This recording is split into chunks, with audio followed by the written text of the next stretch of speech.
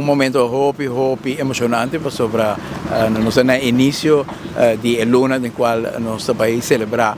40 anos de nossa parte, 50 anos de nosso hino e bandeira, e a UE nos dá toque especial no início de luna especial aqui, lançando 40 bandeiras aqui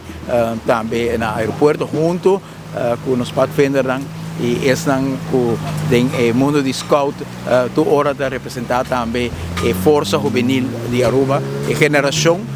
que mostra também o sentido de disciplina, o sentido de responsabilidade, que é um reflexo também de como Aruba chega no momento de por realizar sua status à parte. Geração para mim conosco, a lanta, a luta, a batalha,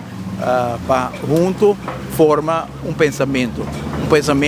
que abrir a alma de nossos concidadãos e principalmente honrar também cada vez que me repassar a história para mirar também figura prominente de meu antepassado, começar na minha tatarabuelo Cornés Eman, que iniciou uma luta grande para Aruba por ganhar seu próprio WAF. Hoje é dia sumamente especial, hoje é dia simbólico, onde nós hissamos nos bandeiras de nosso país Aruba na retorno diante do aeroporto internacional Rainha Beatrix.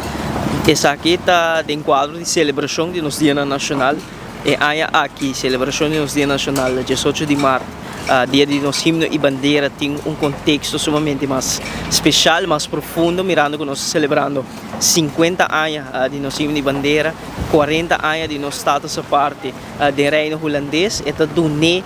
motivo especial para nós reflexionar e reconhecer a história e a envergadura da história de nosso país Aruba. E para nós, ainda acompanhando o primeiro-ministro Mike Eyman em cerimônia simbólica aqui,